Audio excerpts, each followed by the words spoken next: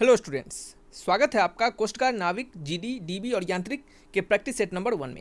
आज की इस वीडियो में हम आपको बताएंगे नाविक, जीडी, डीबी, यांत्रिक के प्रैक्टिस सेट 1 को। आपको बता दें कि यह प्रैक्टिस सेट्स डीबी, आपके जीडी और साथ ही साथ यांत्रिक सभी के लिए क्यों इंपॉर्टेंट है, क्योंकि ये जो आपके प्रैक्टिस सेट है वो आपके सेक्शन 1 से रिलेटेड है। सेक्शन 1 में जितने भी आपके सब्जेक्ट्स पढ़ रहे हैं, जितने भी सब्जेक्ट से आपके क्वेश्चंस आते हैं, तो सभी सब्जेक्ट से कंबाइन यहाँ पे क्वेश्चंस आपको दिए जाएंगे। सो सेक्शन 1 सबों के लिए कंपलसरी होता है, जैसा कि आपको पता है। जैसे कि जीडी, डीबी और यांत्रिक सबों के लिए सेक्शन 1 के रिलेटेड से सेम क्वेश्चन आते हैं, सबों के लिए सेक्शन 1 कंपलसरी होता है, सबों के लिए सेक्शन 1 सेम होता है। सो ये सबों के लिए इंपॉर्टेंट है, तो सभी बच्चे इसे देखें और यहाँ से इसका लाभ उठाएं। वीडियो अच्छा लगे तो प्लीज़ ज़्यादा से ज़्यादा वीडियोज़ को शेयर करें, ज़्यादा से ज़्यादा इस वीडियो को हमें प्यार दें इस वीडियो में, ताकि हम आपके लिए इसी प्रकार के और भी वीडियोज़ आपको हम प्रोवाइड करवा पाएँ।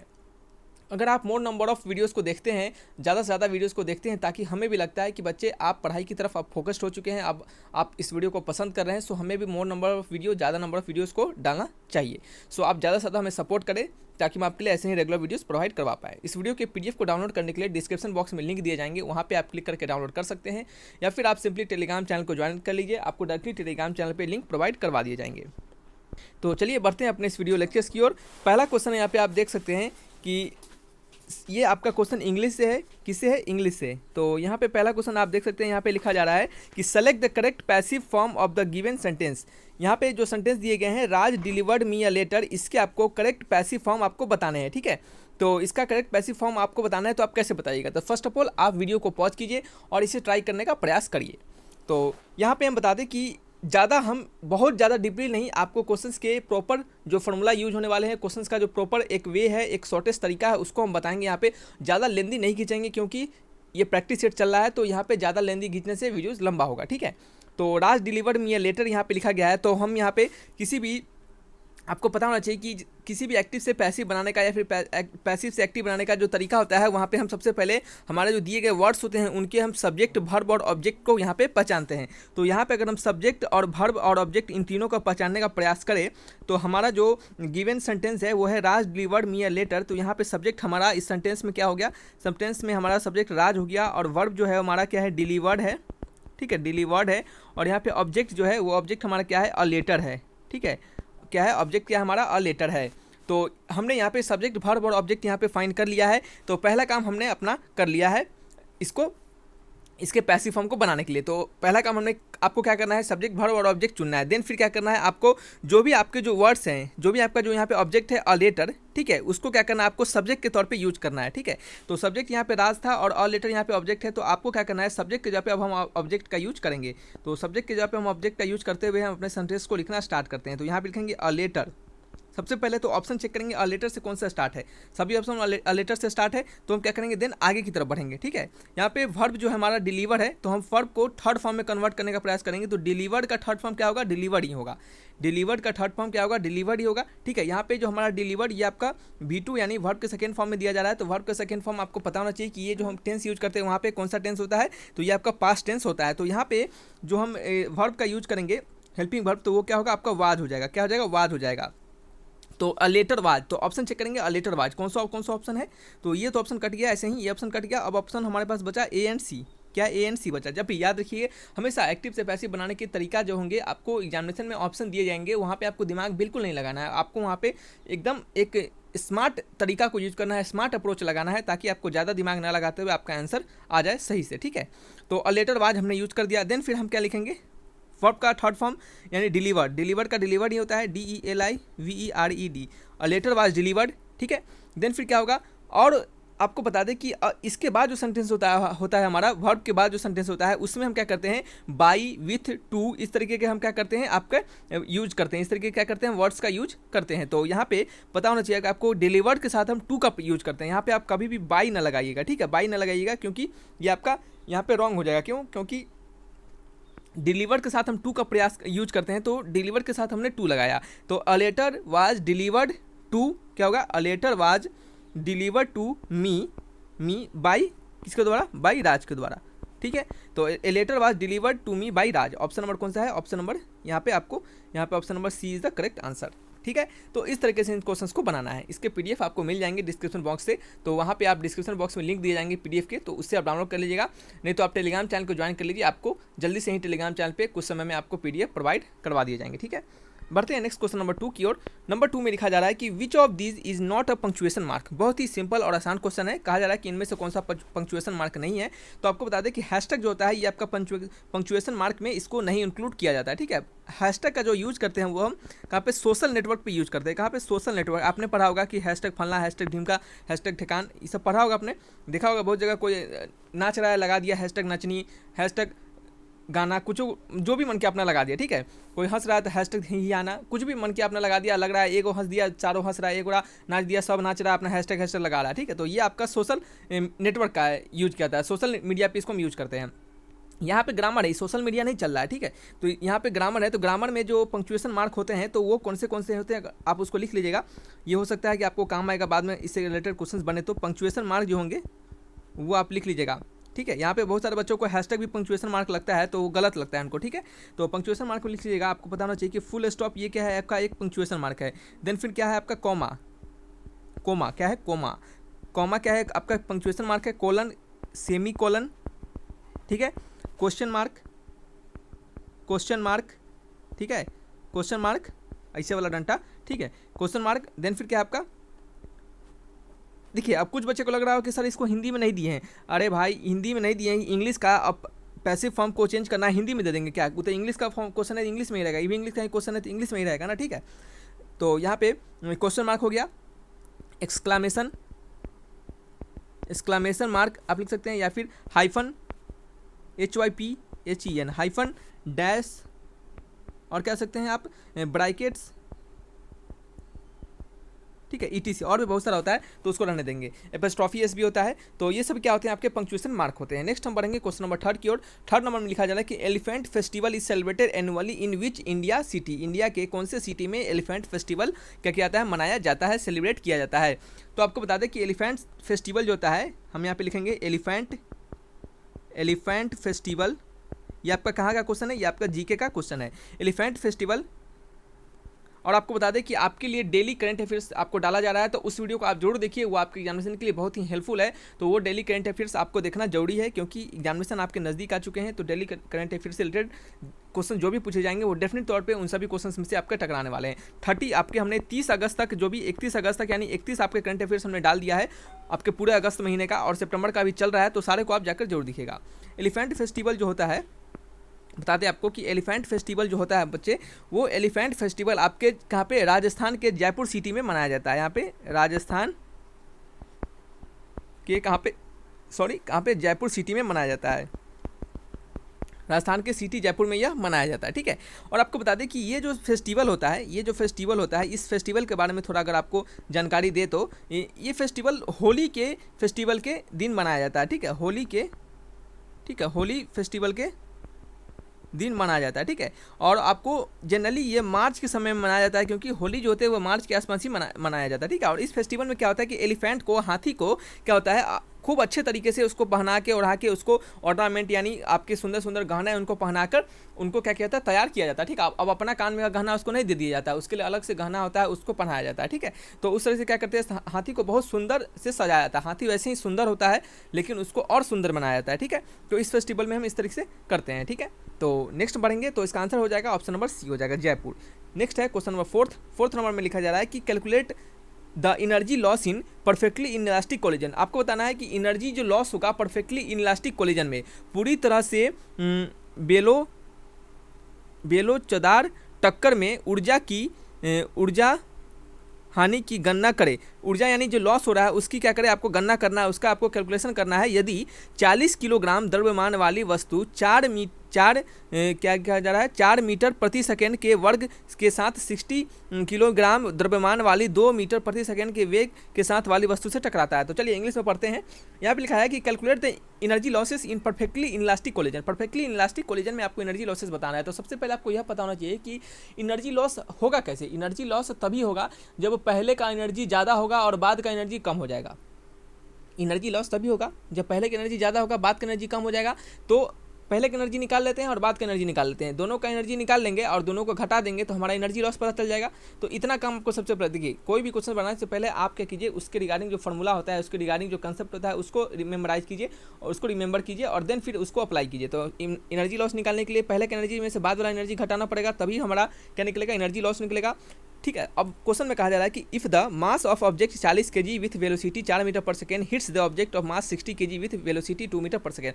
कहा जा रहा है कि 40 kg का जो मास है वो 4 मीटर प्रति सेकंड से चल रहा है और क्या कर रहा है, 60 kg वाला मास से जो कि 2 मीटर पर सेकंड से चल रहा है उससे टकरा जा रहा है। ठीक है, तो आपको एनर्जी लॉसेस बताना है। तो सबसे पहले बताते हैं आपको कि एक आपका मास हम बना लेते हैं, ये आपका कितना है, 40 kg वाला है। ठीक है, और एक मास आपका कितना, 60 kg वाला। एक चल रहा है आपका, एक चल रहा है कितना, एक चल रहा है आपका, ये इसको मान लेते हैं अगर हम 2 metre per second, 4 metre per second, और ये कितना चल रहा है, 2 मीटर पर सेकेंड। कुछ समय बाद क्या हो रहा है, ये टकरा रहा है। आपको पता होना चाहिए कि इनलास्टिक कोलिजन जब भी होगा तो ये दोनों बात टकराने के बाद क्या होगा, ये दोनों जो ऑब्जेक्ट होगा वो क्या होगा, एक साथ सट के चलेगा। क्या होगा, एक साथ सट के चलेगा। तो पहले का वेलोसिटी इनका 4 मीटर पर सेकेंड है, 2 मीटर पर सेकेंड है, बाद में क्या हो जाएगा, टकराने के बाद इनका एक कॉमन वेलोसिटी हो जाएगा जो कि हमने माना यहाँ पे v, यानी बाद में वो कितने v वेलोसिटी से चलने लगेंगे। ठीक है, कोलिजन कौन सा है यहाँ पे, इनइलास्टिक कोलिजन है, परफेक्टली इनइलास्टिक कोलिजन है, जहाँ पे e का वैल्यू कितना होता है, आपका 1 होता है। ठीक है, e का वैल्यू 1 होता है। तो ऐसा हमने किया। देन फिर 4 मीटर पर सेकंड से वाला का मास कितना है, 40 kg, और इसका कितना है, 60 kg। तो हम सबसे पहले निकालेंगे यहाँ पे, जो पता होना चाहिए कि जब भी दो बॉडी का कोलिजन होता है तो यहाँ पे हम कंजर्वेशन ऑफ लीनियर मोमेंटम का यूज करते हैं, यानी पहले वाले के लिए जो मोमेंटम होगा वो बाद वाले के लिए मोमेंटम होगा, दोनों मोमेंटम क्या होंगे, आपस में बराबर होंगे। ठीक है, तो यहाँ पे लिखिएगा बाई कंजर्वेशन ऑफ मोमेंटम, पहले का मोमेंटम कैसे निकलेगा, उसका मास इंटू वेलोसिटी, तो 40 × 4 प्लस इसका mass into velocity 60 × 2 is equal to ये जो भी है ये कैसे निकलेगा, आपका टोटल मास अब कितना हो गया, 40 + 60, तो 40 + 60 × भी। ठीक है, तो यहाँ पे 4 × 4 = 16, 160 प्लस 6 × 12 120 इज इक्वल टू कितना हो गया, 100 × भी। तो यहाँ से भी का वैल्यू निकालिए। तो भी का वैल्यू निकाला हमने निकाल के रखा है यहाँ पे पहले से। तो भी का वैल्यू मिल रहा है हमें 2.8 मीटर पर सेकंड। अब यहाँ पे आपको निकालने नहीं लगाएंगे कैलकुलेशन, तो यहाँ पे सिखा नहीं रहे ना आपको हम, तो 2.8 मीटर पर सेकेंड।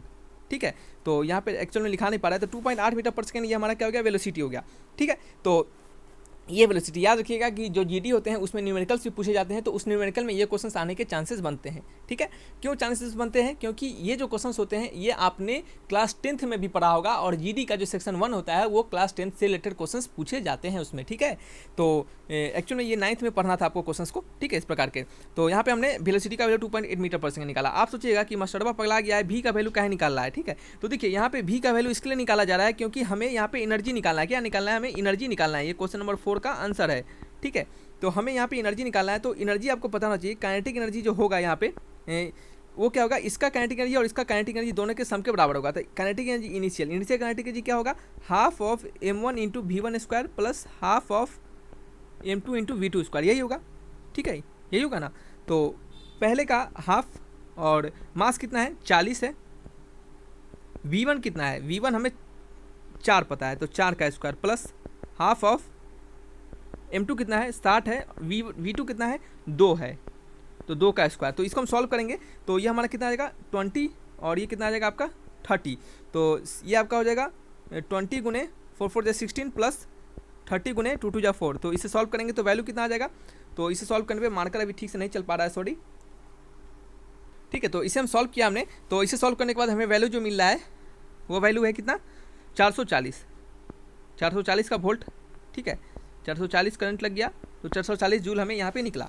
ठीक है, नेक्स्ट हम काइनेटिक एनर्जी जो है वो फाइनल निकालेंगे, यानी बाद का काइनेटिक एनर्जी। बाद का काइनेटिक एनर्जी क्या होगा, half of mass final into V final का स्क्वायर। तो हाफ ऑफ मास फाइनल यानी जो कंबाइंड मास कितना है, 100 है, तो ये आपका 100 हो गया, गुने वी फाइनल कितना है, हमें 2.8 आया है, तो 2.8 का स्क्वायरिंग।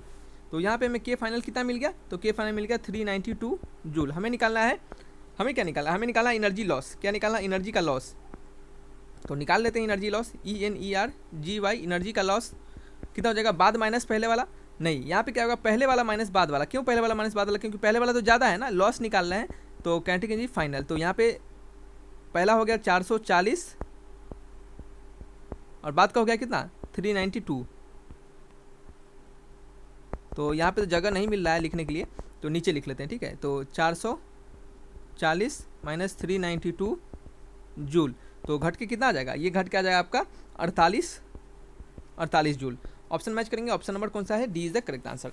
देखिए ये कुछ बच्चों को लग रहा होगा सर ये तो बहुत बड़का वाला क्वेश्चन बता दिए, तो ऐसा नहीं है। देखिए याद रखिए ये बड़ा वाला क्वेश्चन नहीं है, बहुत ही सिंपल क्वेश्चन है। इसके रिगार्डिंग ये आप जो क्वेश्चन बनाए हैं, अभी हमने बनाया है, ये बस 2 से 3 लाइन का क्वेश्चन है। आप देख सकते हैं ये इतना बड़ा जो फिगर है, इतना बड़ा बनाने का वहाँ एग्जाम में जरूरत नहीं है। आपको वहाँ पे रफ सीट नहीं चेक करेगा, देखिए बउआ कैसे रफ में बनाया है, तो ये सब नहीं दिखेगा आपको। वहाँ पे सीधे आंसर दिखेगा, आपने क्या करेक्ट आंसर लगाया फिर नहीं लगाया, ठीक है। आप बड़ा सुंदर फिगर बना दिया, लगा दिया ऑप्शन नंबर बी, तो क्या कहेगा, नहीं बाबू तो बहुत फिगर बनाया है सुंदर से रफ में, तो इसको क्या करते हैं, हम ही काट देते हैं, आंसर हम ही डी लगा देते हैं, ठीक है।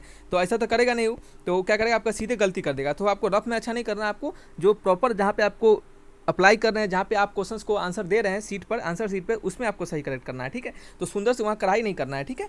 चलिए नेक्स्ट क्वेश्चन है क्वेश्चन नंबर 5। इसमें लिखा है कि work done by friction force on a body sliding on A rough horizontal surface will be. बहुत ही सिंपल क्वेश्चन है, ऐसा क्वेश्चन हमने आपको बताया भी है। तो लिखा जा रहा है कि जो वर्क डन होगा किसी फ्रिक्शन फोर्स के द्वारा, अगर कोई बड़ी रफ सरफेस पे स्लाइड कर रहा है, रफ हॉरिजॉन्टल सरफेस पे, तो वो क्या होगा, पॉजिटिव, नेगेटिव, जीरो, कांस्टेंट क्या होगा। तो अगर बच्चे समझदार हैं आप हमारे, तो यहाँ पे आपको इसका आंसर अभी तक पता चल चुका होगा। क्यों, क्योंकि जैसा कि आपको बताया कि वर्क डन जो होता है वो होता है F dot D S into cos theta, या फिर एफ डॉट एस, क्या होता है एफ डॉट एस, और एफ डॉट एस को हम F S into cos theta लिखते हैं, ठीक है। अगर बॉडी हमारा आगे चल रहा है, ठीक है, तो आपको पता होना चाहिए कि फ्रिक्शन फोर्स उस पर कहाँ लगेगा, पीछे लगेगा। बॉडी का मोशन आगे है तो फ्रिक्शन फोर्स कहाँ लगेगा, पीछे लगेगा। तो वर्क डन जो होगा फ्रिक्शन फोर्स के द्वारा वो क्या होगा, तो इसके बीच का यानी फोर्स और डिस्प्लेसमेंट, यानी आगे चल रहा है तो डिस्प्लेसमेंट यही हो गया।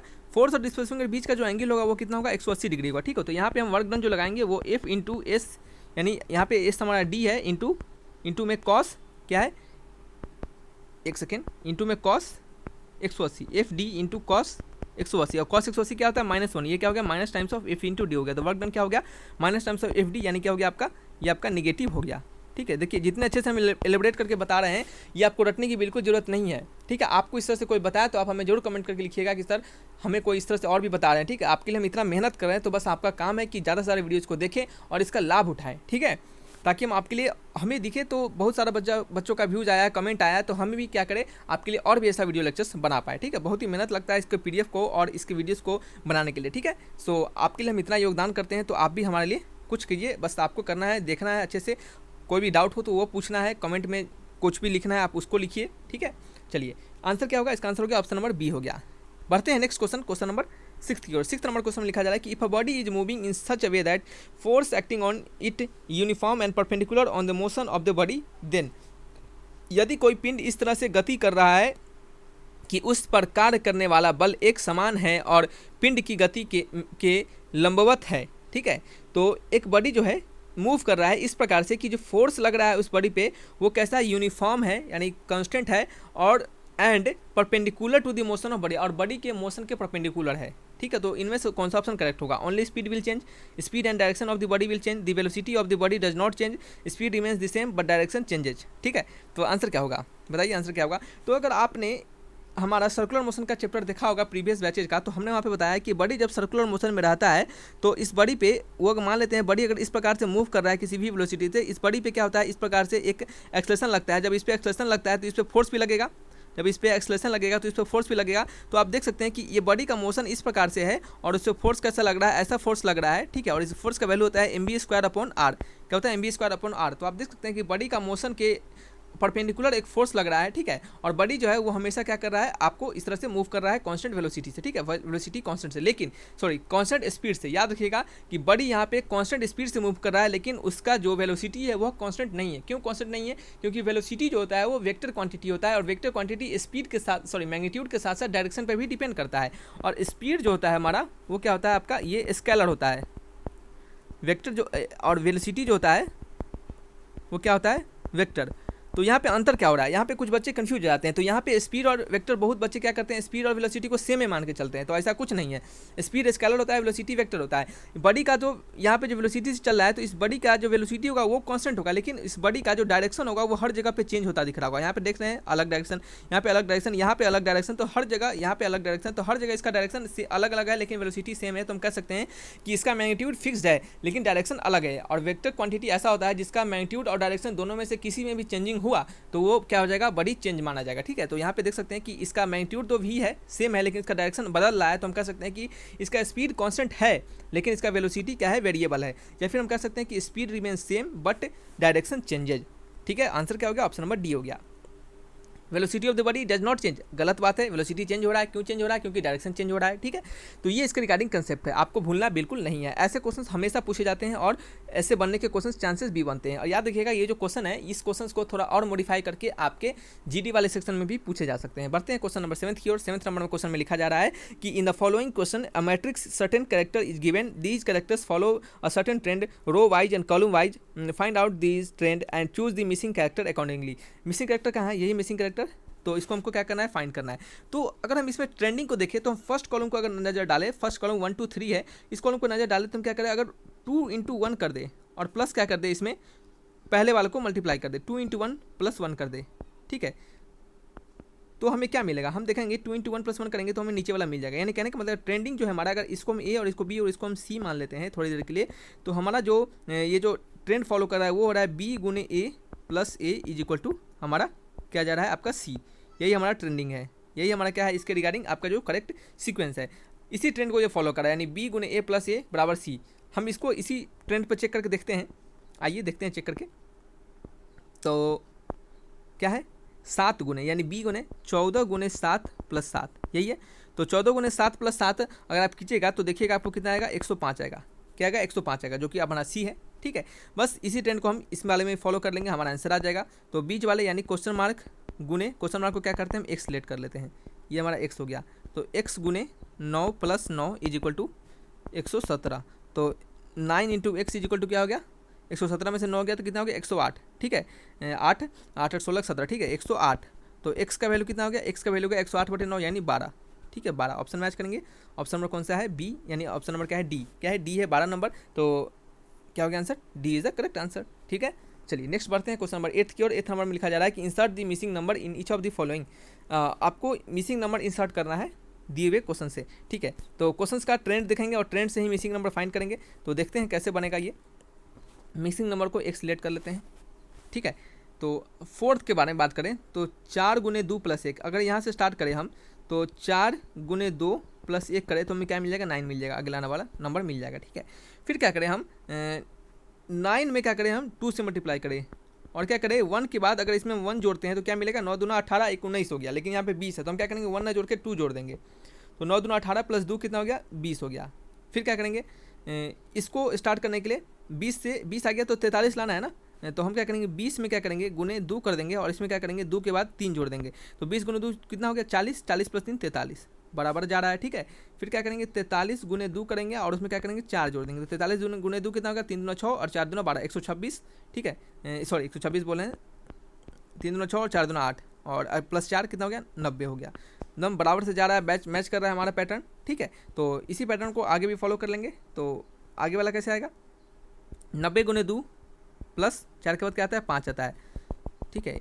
यहाँ पे अच्छे से लिख लेते हैं, 90 × 2 + 5, तो वैल्यू कितना आएगा? 9 दूना 18, 18 + 5 185। क्या होगा? 185, और option number A is the correct answer, ठीक है। आइए बढ़ते हैं नेक्स्ट क्वेश्चन नंबर 9 की ओर। 9 नंबर क्वेश्चन लिखा जा रहा है कि if the selling price of bed is ₹21,384, बड़ा महंगा बेड है, ठीक है। After allowing 2 successive discount of 12% and 10%, find the market price. अब कहा जा रहा है कि अगर इसका सेलिंग प्राइस का बेड का जो सेलिंग प्राइस है वो है 21,384 रुपया, लेकिन इसमें जो इसमें क्या कर रहे हैं? 12% और 10% का क्या कर रहे हैं? डिस्काउंट कर दे रहे हैं। तो पूछा जा रहा है कि मार्केट प्राइस क्या होगा? मार्केट प्राइस क्या होगा? फिर से पढ़िएगा। यदि 12% और 10% की दो क्या है उत्तरातर छूट देने के बाद एक बेड का विक्रय मूल्य 21,384 रुपये है, तो बाजार मूल्य ज्ञात कीजिए। तो बाजार का मूल्य क्या होगा, यानी मार्केट प्राइस क्या होगा? तो इसके रिगार्डिंग हम आपको फॉर्मूला बताते हैं। ये शॉर्टेस्ट तरीका होता है। जब भी इस प्रकार से आए क्वेश्चंस, हम आपको मार्केट प्राइस पूछे और कुछ डिस्काउंट करने के बाद, तो आपको याद रखना है कि सेलिंग प्राइस यानी SP = क्या होता है? Market price MP × 1 - D1 × 1 - D2। अगर एक और डिस्काउंट होता तो 1 - D3, इसी तरह अप टू आगे चलते चला जाता, ठीक है। तो यहाँ पे हम सिर्फ 2 डिस्काउंट हो रहा है तो यही 2 तक लेंगे। तो हमारा यहाँ पे फॉर्मूला कितना बनेगा? सिर्फ इतना बनेगा। क्या बनेगा? सिर्फ इतना बनेगा, ठीक है। तो चलिए हम लगाते हैं अपने इस फॉर्मूला को यहाँ पे। तो सेलिंग प्राइस कितना है? 21,384 इज इक्वल टू क्या होगा? MP, यानी हमें जो निकालना है मार्केट प्राइस 1 - D1 डिस्काउंट है, तो 12% का डिस्काउंट है यानी 12/100। 1 - D2 का डिस्काउंट है 10%, तो 10/100। ये क्या हो गया? हमारा डिस्काउंट हो गया। तो यहाँ से मैं 21384 इज इक्वल टू MP यानी मेंबर ऑफ पार्लियामेंट, ठीक है। और 100 में से 12 गया तो क्या होगा आपका, 100 में से 12 गया तो ये आपका हो जाएगा 88, क्या होगा 88 यानी 88/100। और 100 में से 10 गया तो कितना हो गया 90/100। तो यहाँ से हम MP निकालेंगे मध्य प्रदेश, तो कैसे निकलेगा, तो मध्य प्रदेश निकलेगा क्रॉस मल्टीप्लाई करके, ठीक है। तो यहाँ पे सिंपली आप क्रॉस मल्टीप्लाई कीजिए, आपका मार्केट प्राइस निकल जाएगा। क्रॉस मल्टीप्लाई कीजिएगा तो आपका मार्केट प्राइस कितना आएगा, ये आपका मार्केट प्राइस आ जाएगा 27,000 इतना, ठीक है। तो ये देखिए 2 को कम कर दिया और कम कितना किया 1300 रुपया, 1384 रुपये का कम किया, ठीक है, बुड़बक बना दिया, ठीक है। तो इसी तरह किया जाता है कि आपको सेलिंग प्राइस दिया जाए, इक्वल टू कर देना है आपको मार्केट प्राइस, और उसमें से जितना डिस्काउंट हो रहा है उसके साथ उसको 1 - D1 1 - D2 1 - DT जितना डिस्काउंट करना है करते रहे, ठीक है। अब 2% का डिस्काउंट 18 को कर दे तो 18 में 36% डिस्काउंट किया, ठीक है। तो आपको उसी तरह करते जाना है। तो इसका आंसर हो जाएगा 27,000। ऑप्शन नंबर ए क्या हो गया, ऑप्शन नंबर ए हो गया। बढ़ते हैं नेक्स्ट क्वेश्चन नंबर 10th की ओर। नंबर 10th में कहा जा रहा है कि 2 cos 3 थीटा 2 cos 3 थीटा = 1। तो ये क्वेश्चन तो आधा से बच्चे देख के बना दिए होंगे, गर्दा उड़ा देंगे ऐसे क्वेश्चंस को। ऐसा क्वेश्चन तो हमने कितना सारा बताया आपको। तो cos 3 थीटा = 1/2। तो यहाँ से हमें क्या निकलेगा, हमें पता है कि जो 1/2 होता है वो cos के किस वैल्यू पे होता है, तो cos 60 डिग्री का वैल्यू जो होता है वो क्या होता है आपका 1/2 होता है। सही बोल रहे हैं क्या, बिल्कुल सही बोल रहे हैं, cos 60 डिग्री का वैल्यू 1/2 होता है। तो यहाँ से हम 3 थीटा = 60 डिग्री कर लेंगे, तो यहाँ से हमें थीटा का वैल्यू कितना आ गया 60/3 यानी 20 डिग्री, क्या हो गया 20 डिग्री, यानी option number A is the correct answer, ठीक है। चलिए बढ़ते हैं नेक्स्ट क्वेश्चन नंबर 11th की ओर। 11th नंबर में लिखा जा रहा है कि sin α + β = 6 sin α - β, हाँ sin α + β = 6 times of sin α - β, okay. And k का वैल्यू tan α tan β लिखा जा रहा है। तो then the value of k का वैल्यू क्या होगा, ठीक है। तो sin a + b और sin a - b दोनों का फॉर्मूला आपको पता होना चाहिए, क्या होता है sin a cos b + sin a cos b + cos a sin b, ठीक है। sin a - b का formula sin a cos b - sin a cos a, ठीक है, sorry minus sin b cos a, यहाँ पे लिख देते हैं, ठीक है। यहाँ पे लिख देते हैं, नहीं यहाँ पे नहीं लिखते हैं, पीछे लिख लेते हैं, ठीक है, पीछे लिख लेते हैं। यहाँ पे क्वेश्चन नंबर कौन सा है 11 का आंसर यहाँ पे थोड़ा सा यहाँ पे तो नोट करके लिख लीजिएगा इस बात को, यहाँ पे ये आपको काम आएगा। तो पहले लिखिएगा sin a + b, ये क्या होता है sin a cos b + cos a sin b, बस उल्टा कर देना, कुछ नहीं करना है, उल्टा कर देना है, ठीक है।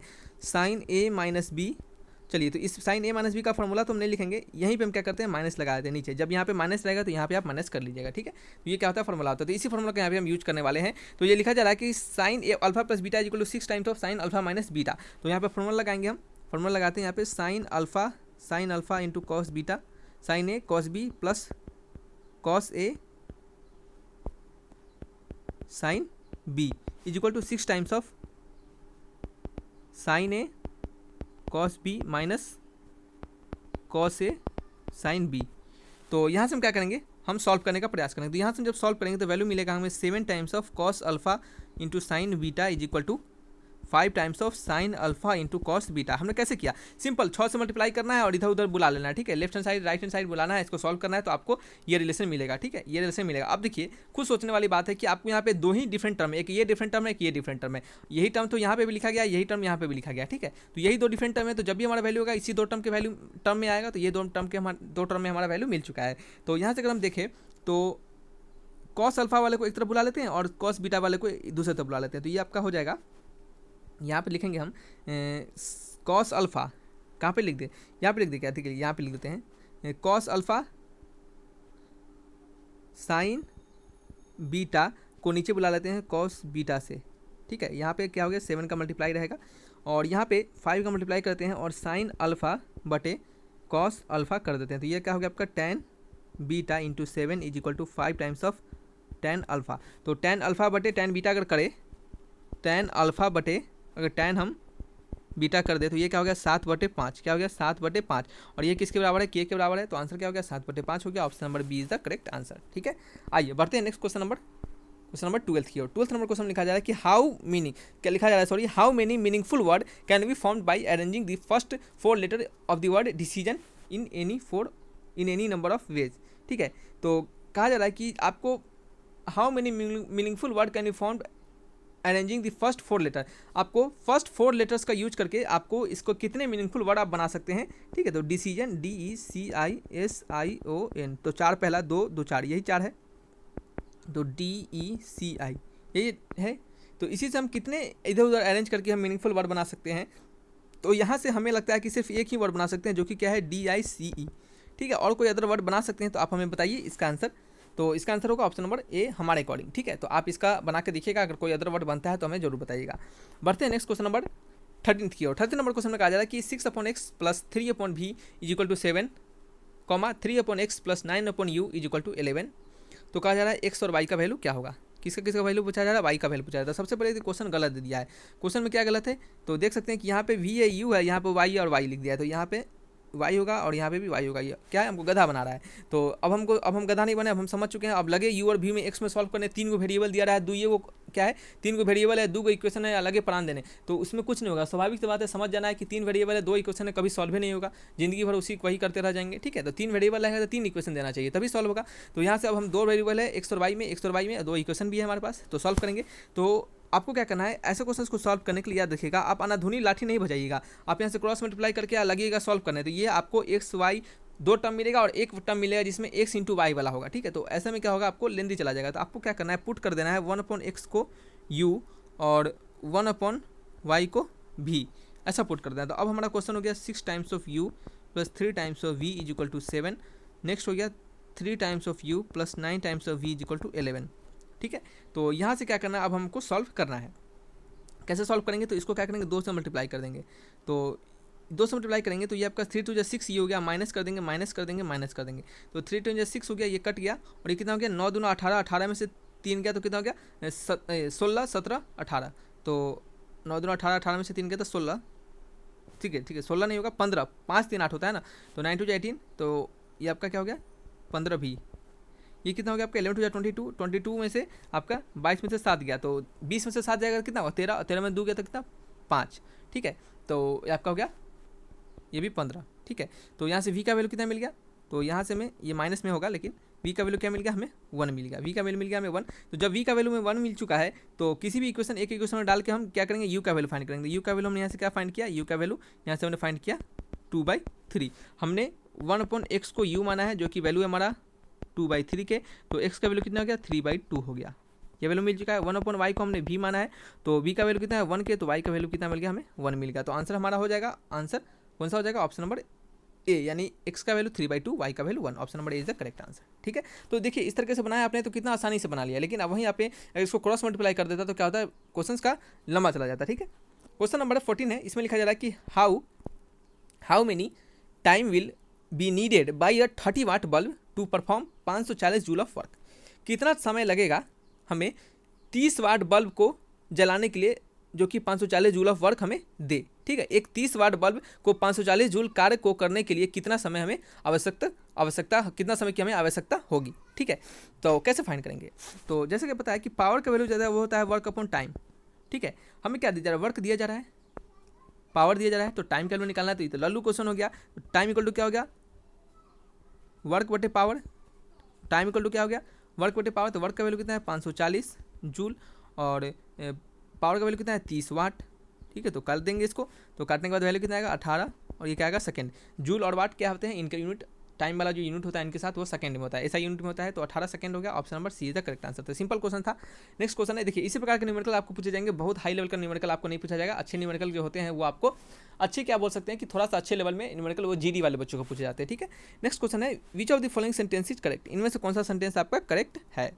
चलिए, तो इस क्वेश्चन में कहा जा रहा है कि which of the following sentence is correct, तो कौन सा सेंटेंस इसमें से करेक्ट है। तो याद रखिएगा कि ये जो क्वेश्चन है इसमें आपको लिखा जा रहा है कि nothing happens ever by chance, nothing ever happen by chance, nothing happen by chance, nothing happens never by chance. ठीक है, तो यहाँ पे जो इस सभी वर्ड्स में से अगर हम देखें तो हमारा जो वर्ब है वो क्या है, अगर हमारा वर्ब अगर क्या है सिंगुलर है, अगर हम क्या है हमारा वर्ब अगर सिंगुलर है तो वहाँ पे हम वर्ब अगर हमारा सिंगुलर है तो वहाँ पे हम क्या करते हैं, आपको ये each, every, everyone, somebody, someone, none, nobody, nothing, इस प्रकार क्या करते हैं वर्ड्स का यूज करते हैं। ठीक है, तो अगर हम क्वेश्चन को देखेंगे, क्वेश्चन में ऑप्शन नंबर बी को वॉच करें तो लिखा गया है कि nothing ever happens by chance. ठीक है, nothing ever happens by chance. ठीक है, तो यहाँ पे क्या होगा आपका ऑप्शन नंबर बी क्या होगा आपका करेक्ट होगा। ठीक है, ऑप्शन नंबर क्या होगा बी, सॉरी मार्कर नहीं चल रहा है, ऑप्शन नंबर बी क्या होगा इसके रिगार्डिंग करेक्ट होगा। ठीक है, यहाँ पे आपका जो वर्ब है वो क्या किया जा रहा है, यहाँ पे वर्ब को सिंगुलर यूज किया जा रहा है, सिंगुलर वर्ब यूज किया जा रहा है। सिंगुलर वर्ब के साथ क्या लगाते हैं हम, each, every, everyone, somebody, someone, none, इस प्रकार से हम क्या करते हैं यूज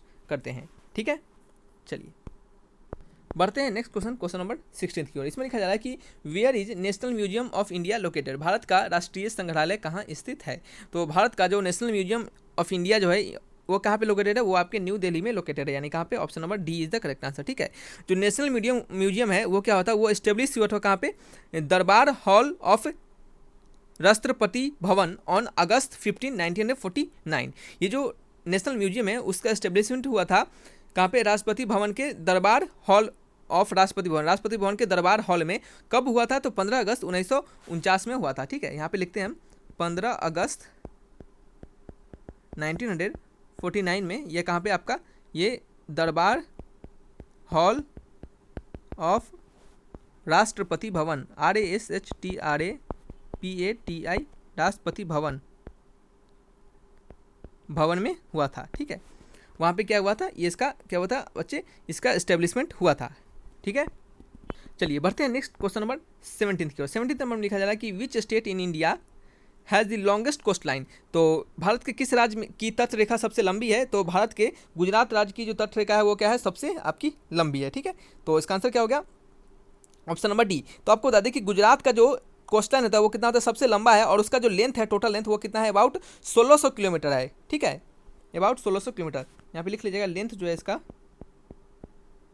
वो कितना है, 1600 किलोमीटर आसपास है। ठीक है, तो आंसर हो गया आपका ऑप्शन नंबर डी। बढ़ते हैं नेक्स्ट क्वेश्चन नंबर 18 की ओर। तो यहाँ पे लिखा जा रहा है कि the northernmost point of India is known as, Bharat की सबसे उत्तरी बिंदु के रूप में जाना जाता है। तो दी northernmost point of India वो कहाँ पे, state of Jammu and Kashmir में लाई करता है, और इसे हम क्या कहते हैं, इंदिरा कोल के नाम से हम जानते हैं, यानी ऑप्शन नंबर क्या है, B is the correct answer. ठीक है, ये कहाँ पे स्थित है, तो ये आपका ये लाई होता है, lies in the states of JNK। ठीक है, जम्मू एंड कश्मीर, क्या है, states of Jammu and Kashmir. ठीक है, इंदिरा कोल का जो एल्टीट्यूड होता है, इसका एल्टीट्यूड है, दूसरा पॉइंट में लिखिएगा, इसका एल्टीट्यूड है, ठीक है, इसका जो एल्टीट्यूड है वो कितना है, 5764 मीटर। क्या है, 5764 मीटर है। ठीक है, तो चलिए बढ़ते हैं नेक्स्ट क्वेश्चन 19 की। 19 नंबर में लिखा जा रहा है क्वेश्चन में कि in the following question a sentence is given in direct और इनडायरेक्ट स्पीच। तो आपको इस सेंटेंस को क्या करना है, डायरेक्ट टू इनडायरेक्ट में कन्वर्ट करना है। तो ये लिखा जा रहा है कि she said mister Hamel did not scold French. ठीक है, कहा जा रहा है सी said mister Hamel did not scold क्या है, फ्रेंच। तो इसका आपको क्या करना है, डायरेक्ट से इनडायरेक्ट में कन्वर्ट करना है।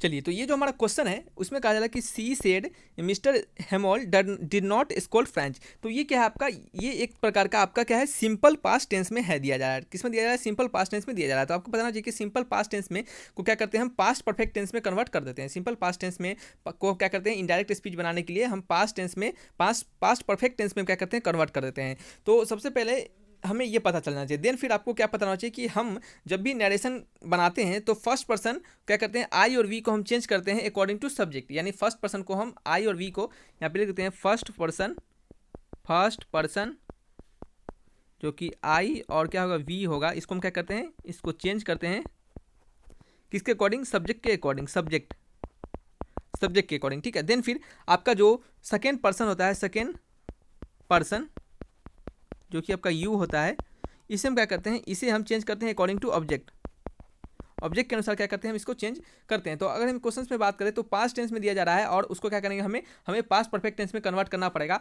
और कॉमा के जगह पे क्या करते हैं, हम दैट का प्रयोग करते हैं। ठीक है, कॉमा के जगह पे क्या करते हैं, हम दैट का प्रयोग करते हैं। तो हम यहाँ पे लिखेंगे आंसर इसका कि सी सेड, कॉमा की जगह पे क्या लिखेंगे, दैट लिखेंगे, सी said that mister Hamel.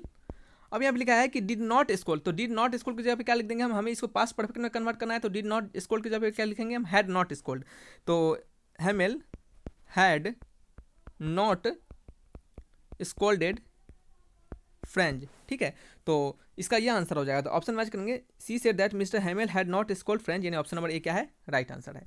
Next है क्वेश्चन नंबर 20 नंबर क्वेश्चन में लिखा जा रहा है कि which river is known as Dakshin Ganga. ठीक है, तो गोदावरी रिवर को हम क्या करते हैं, दक्षिण गंगा यानी गंगा ऑफ साउथ इंडिया और दक्षिण गंगा के नाम से हम इसे जानते हैं। ठीक है, तो आंसर हो गया कौन सा हो गया? ऑप्शन नंबर सी हो गया। ठीक है, तो which river is known as Dakshin Ganga? तो दक्षिण गंगा को हम गोदावरी रिवर को हम दक्षिण गंगा के नाम से जानते हैं। और ये कहाँ पे है आपको? ये रिवर साउथ इंडिया में है। कहाँ पे? साउथ इंडिया का ये क्या है? लार्जेस्ट रिवर है। ठीक है, यहाँ पे लिखेगा largest river of south India. क्या है? साउथ इंडिया का ये लार्जेस्ट रिवर है। समझ में आ गया? तो ये क्या है, आपके कुछ इंपॉर्टेंट आपके क्वेश्चंस हैं और सारे सब्जेक्ट के क्वेश्चंस कंबाइन हमने आपको यहाँ पे देने का प्रयास किया है। ये वीडियो भले ही लंबा हो गया होगा, लेकिन जो जानकारी यहाँ पे दी गई होगी, आपको जो जानकारी मिलेगी यहाँ से, वो आपको एक बहुत ही बेहतरीन लेवल का आपको यहाँ पे नॉलेज दिया गया है। तो इसे पढ़िए, इसे एक बार 2 बार देखिए और इस वीडियो के दोस्तों में भी शेयर कीजिए। और पीडीएफ को डाउनलोड करने के लिए डिस्क्रिप्शन बॉक्स में लिंक दिए जाएंगे, उस लिंक पर क्लिक करके डाउनलोड कर सकते हैं। या फिर आप टेलीग्राम चैनल को ज्वाइन कर लीजिए, डायरेक्टली आपको टेलीग्राम चैनल पर ही लिंक प्रोवाइड करवा दी जाएंगे। तो रखते हैं इस वीडियो को यहीं पे। Thanks for watching my video. तब तक के लिए बाय बाय।